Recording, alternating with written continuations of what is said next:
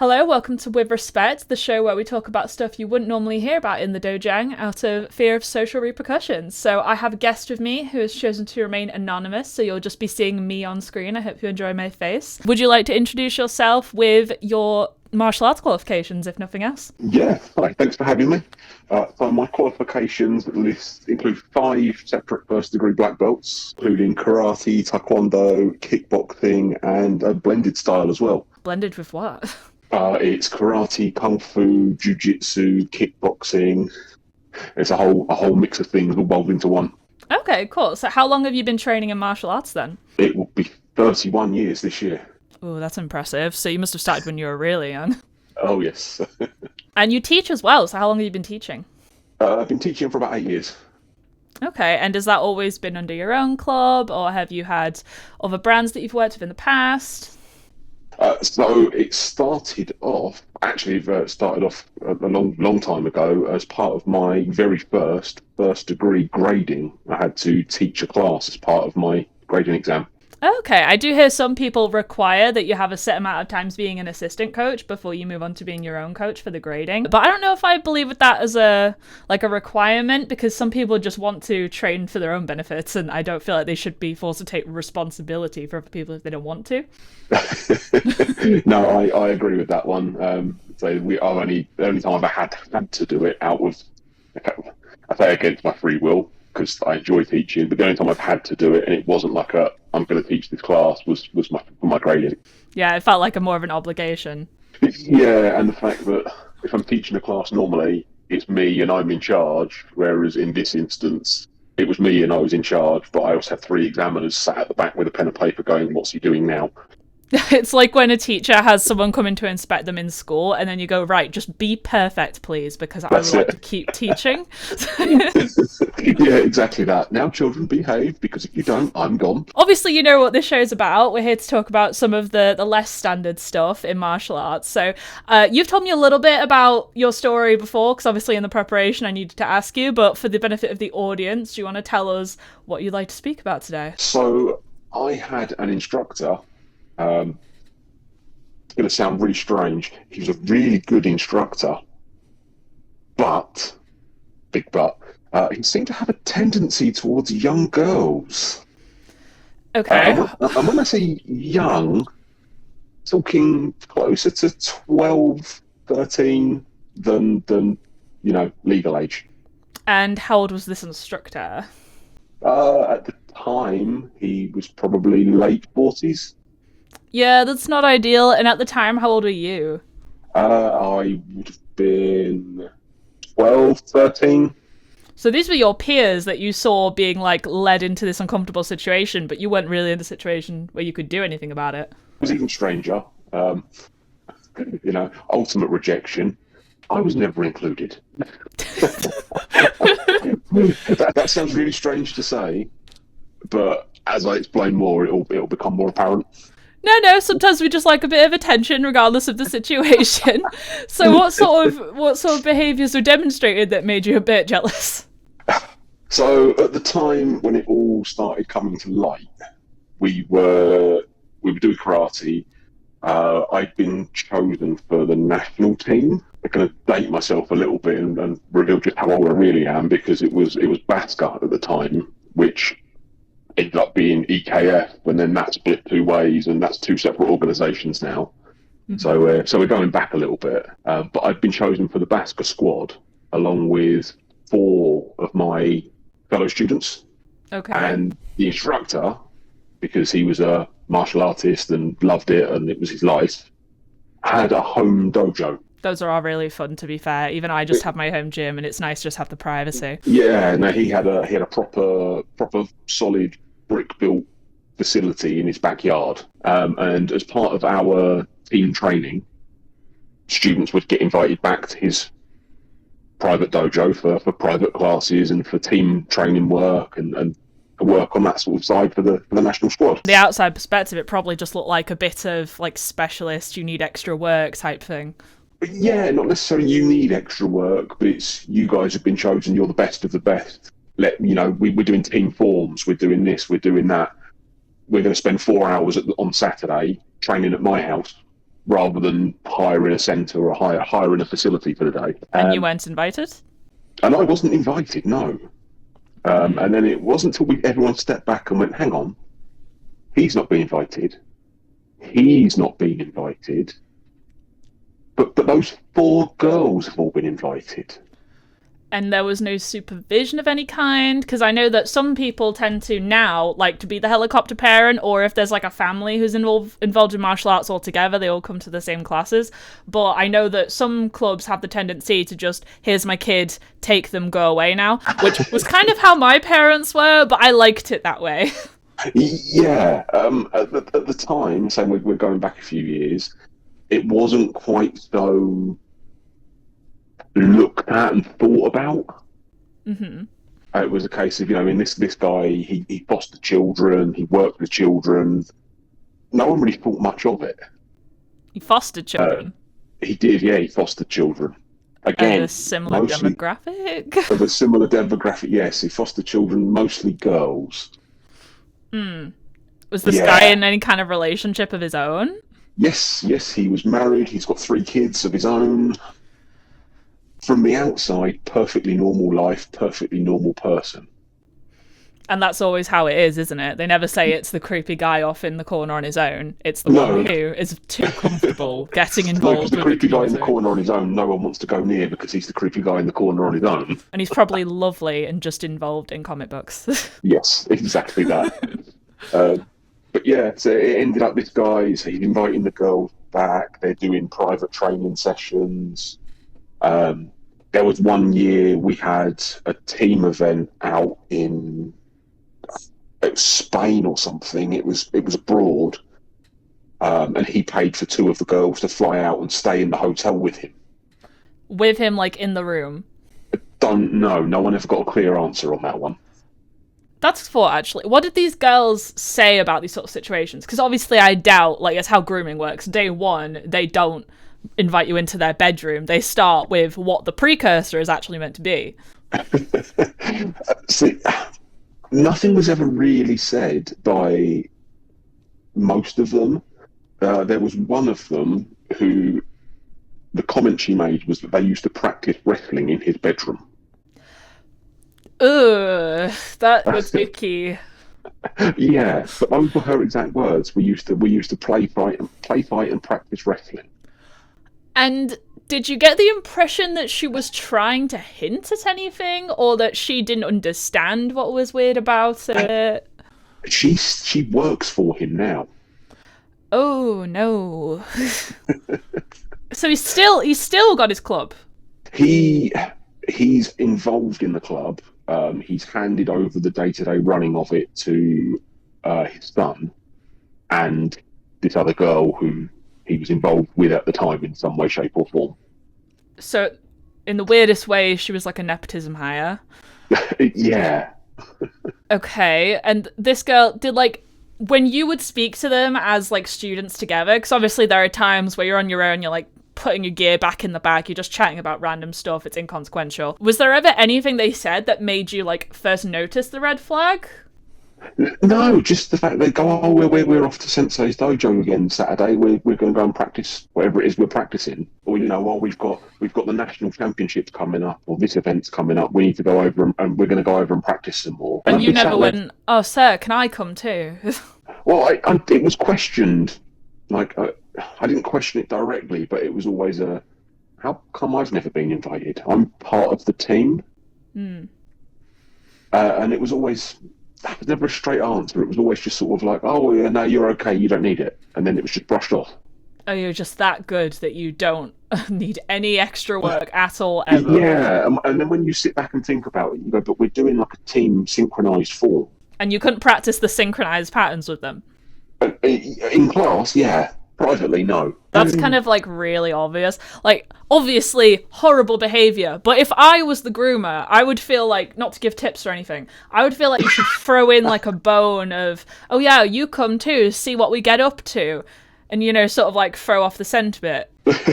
Yeah, cover your tracks a little bit. No, like, it just feels like the people have too much audacity about it. Like, did he think he was untouchable? Did he have an air of arrogance while he was teaching normal classes? No, not at all. He was a really good instructor. I mean, that's what I said at the start. It's going to sound really strange, but he was a really good instructor. With all these extra tuitions and stuff, did this seem to, like, did it represent in placements when people would go back to training? Do you think they ever actually got any real training done? I have no idea. I mean, we were picking up medals and trophies all over the places in regional events as well as the national events.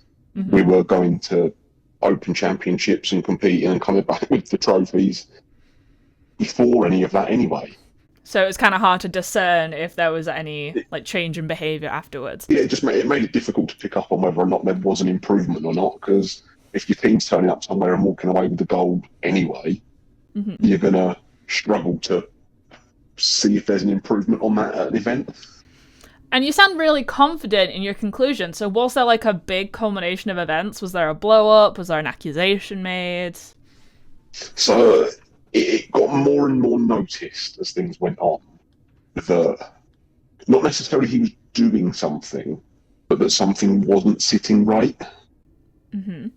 And a few of the parents started questioning things, and it got raised a little bit higher up to local authorities, and investigations were made. And like I said earlier, he used to foster children, and one of the outcomes from it was that he was no longer allowed to foster children from within the county. Oof. Are you allowed to say what county that is? Do you want to? Yeah, I'd rather not. That's fine, don't worry about it. When you foster children, there are lots of rules you have to go through. They have to do like inspections and everything. I don't know if you have to pass any kind of childcare test, but I would assume so. So what sort of stuff do they check for when you... Because CPS is treated as like a massive threat against existing parents. But then there's also the people who say they don't step in when problems arise. So what do you think actually happened that caused them to go, no, not anymore for you? I have no idea. And every region's got its different rules, which makes it even stranger. Because every council runs slightly different rules. But the fact they said they can't foster children from here, but if he crosses county lines and goes somewhere else, there wasn't an issue with it. Oh, that's gross. That reminds me of that guy at the Netflix documentary about how he was like donating far too much sperm and it started resulting in like accidental inbreeding because there was no cross-regulatory body. You're an instructor now. So what do you feel like, because obviously people get really scared when they see this sort of stuff in the news. I've seen national governing bodies release official statements when some random instructor in a village church hall somewhere has had such a scandal revealed about them, and they have to make a huge commentary on the fact that it's not everyone. We're very safe, we promise. Here's my, like, what are they called? CRB checks? It's not called that anymore. DBS, that's it. DBS checks, yeah. We've got all these amazing qualifications and skills to prove that we are safe for you to leave your children with us. Yep. So if that happened at the time, what sort of like backlash was there in the wider martial arts community in your area? A lot of students ended up switching clubs, going elsewhere. It didn't kill his club off entirely, but it did put it on its knees for a good few years. It's almost worse that you still had students after that, though. Yeah. Were they saying, oh, there's no evidence? I don't know, because as it all blew up, I made the accusation quite openly and quite publicly in front of everyone and was asked not to return. I mean, good. Inaction is equal to facilitating, so yes, good job for you. It probably does mean that you were shut out of any insider knowledge from that point, though. Okay, so you as an instructor now, like, obviously it's bad. We don't want this repeating in any way, but how would you approach this if someone in your club was demonstrating similar behaviours, or a student felt uncomfortable around a certain instructor, even if there wasn't any evidence to the fact that anything was happening? It could just be bad vibes between the two, because, you know, sometimes people just don't get on, regardless of the dynamic. So how would you approach that situation? All right, so the difference in things between then and now is obviously regulatory-wise, there isn't a governing regulation, like a government body for martial arts. However, something that I do to make sure that I'm protected and that my team are protected, everybody is DBS checked. Everybody. There's no...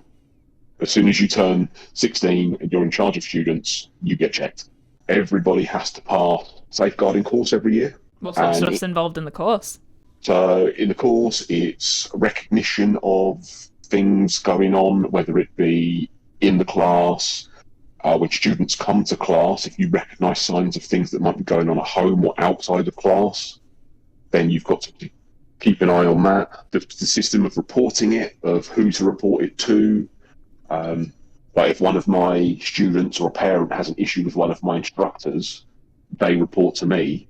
If they've got an issue with me, there's actually, and I'm quite open about it, I publish government phone numbers and email addresses for local councils of who you can go to actually get a government official or a council representative to come in and investigate and look into it.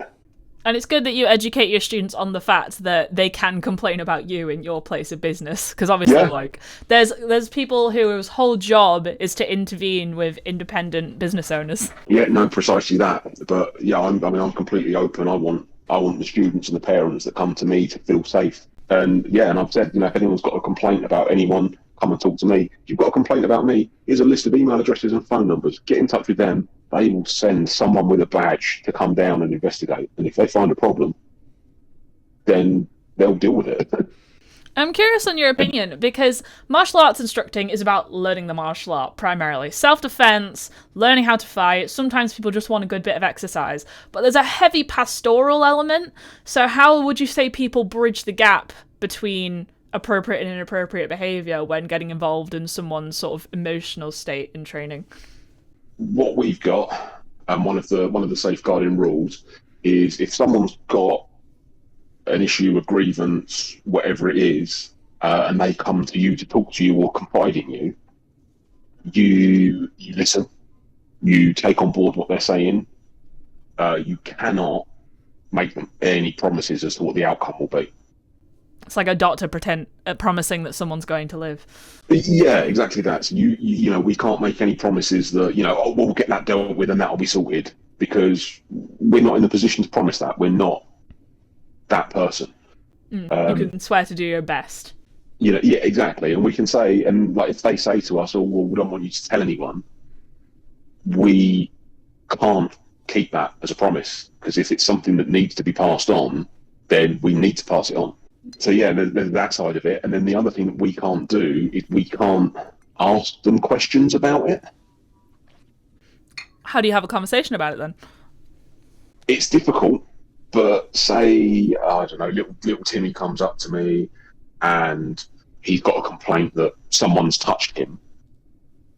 You can ask him open questions like, well, who was it, or what did they do? But you can't lead the question.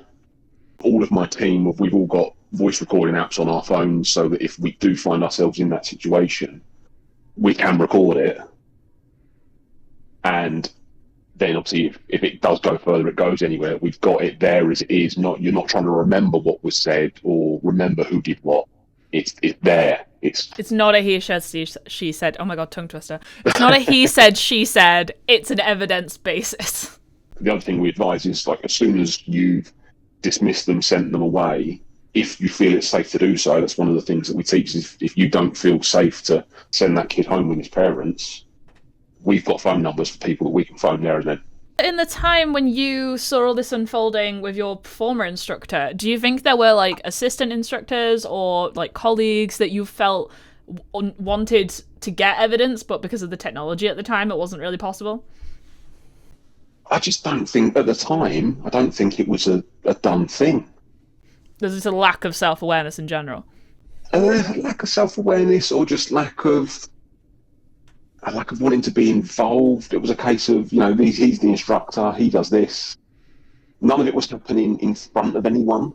What goes on in the privacy of my own home is no one's business, says the person doing disgusting things in their own home. Exactly that, yeah. I mean, like, you'd get the invitation to come back, but there wouldn't be the in class in front of everyone else. It would just be, all right, you're doing this, you're doing that. Everybody drop and do 30 sit-ups. Right, carry on, we're going to go and do this. And it'd be a normal what you'd expect in a martial arts class. Yeah. One thing that has crossed my mind just now is, because you say that one of these students is now like running a club with him now, literally. So that implies a degree of grooming from a very young age. Now, obviously, there is no such thing as like a child's sexual assault. Like it's inappropriate. It's like, if anything sexual did happen, then it's like assault of the child, rape of the child. But there are situations where the script could be flipped to a degree where the student is actually the asserter in an uncomfortable situation. Because I've had friends who have come up to me and said, oh, there's this kid who's got a massive crush on me and I have no idea how to approach it. They keep asking me advice. They keep wanting me to like help them in class and stuff, and I just want to be left alone. How the hell do I approach that? So do you have any opinions on that sort of situation? Yeah, definitely. Again, this is something that we cover in our safeguarding training. If you find yourself in a situation like that, you firstly keep a record of it, keep a diary of it. What was said, what was done. As much as it comes to, oh yeah, such and such did this, you need evidence to deal with that. If someone's being accused of something, on the flip side, you want a diary of evidence to say, actually, they came to me and said this, and this is what I did afterwards. If you can, get someone else to be there with you as a witness. Because when I've been helping like pick people up before competitions, like I was just riding along in the car, but the person who was driving would be like the instructor of their club, and they said, yeah, these kids are picking up are like under 16, so I just needed you here as well. Exactly that. I mean, we find, going back to a class inaction situation, you're teaching your little ones. You've got some 3 and 4 year olds there whose parents have just dropped them off and gone for a coffee because it's their 20 minutes, half hour of freedom. Mm. And then, little Timmy turns around and goes, "Sir, I need the toilet." And then what do you do? Exactly. So at that point, within our club, it's a case of it's 2 grown-ups or two responsible adult instructors to go and help, but obviously then at the same time it's to witness that the other one hasn't done something, and you've got that backup between yourselves. It's as much protection for you as it is for them. Exactly. Yeah. It's not just a case. I mean, it is a case of keeping the kids safe, but it's a case of keeping everyone safe. Where would be the boundary where you feel like you would have to approach the parent and be like, look, your child is making me really uncomfortable? Whenever you feel uncomfortable. You don't think there'd be a backlash or anything? I definitely know some parents who would go, how dare you? No. If you feel like that, and you don't, no one deserves to feel uncomfortable in anything they do. If you feel like that, speak up. Good. That sounds like you've got a really healthy environment going on in your club. Anything else that we've not covered that you think you want to talk about relating to this guy? I think we've covered everything. And he's, like I said, he's no longer allowed to foster within the county. He's still got a club, but he's not actively involved in it anymore. Do you have any idea if he has a good relationship with his blood children? One of his children is running a club for him, and is doing the day-to-day running of the classes. I think the only time senior turns up is like high-level gradings, sit there in a admin type role. And I think you said he had 3, so you don't know about the other 2. I don't really know the other 2, no. I only know this one because obviously he's a fellow martial artist. I mean, I don't know if I can say we hope he has no relationship with them, because if he does, that would imply that either he never did anything with them, which would be good, or they are so traumatized about it that they don't know how to detach from the abuser. So that's a very situational thing. Yeah, no, I don't know. Don't know how you follow that one. Ideally, we'll hope nothing happened. And obviously everyone here is anonymous, so it's not like anyone's going to be able to research this. But no, obviously you don't want your name shared, but is there any sort of organisation you'd like to plug, or a resource you want people watching to know about? Yeah, definitely. So obviously we have spoken quite a lot about safeguarding. I do all my training with safeguardingcode.com, and they are run by Sport England specifically for safeguarding in martial arts. And they do so once you've done your first exam and test and been certified, every year they run an annual retest and a recheck to make sure that you're still following protocol and you're still worthy of having their badge. And if they're confident within you and your club, then they will actually advertise you as well. Oh yeah, so it's like you get the benefit of the qualification and the checks, and then you also might get another channel of students. Exactly that. And for anybody who's, got concerns in their local area, if you literally jump on Google and Google LADO, LADO, that is your local authority designated officer who is in charge of safeguarding for the local council. Great. So I will leave a link in the description for anyone who wants to check those out. And obviously, any parents who are considering putting their children in martial arts, now you have a list of checked clubs that you can feel comfortable putting people into. Anything else you want to go over? Because I feel like this has been a really productive conversation, to be honest. No, I think that's everything. I think, with you say with parents, if they're coming to clubs, due diligence wherever you go. Don't just turn up and go, yeah, brilliant. Look into it. Look at what else is in the area. Look at who's got what qualifications, who's done what. I've been teaching for 7 years, and I have never, ever, ever been asked for my DBS by a parent, for a copy of my insurance by a parent, or a copy of any of my qualifications by a parent.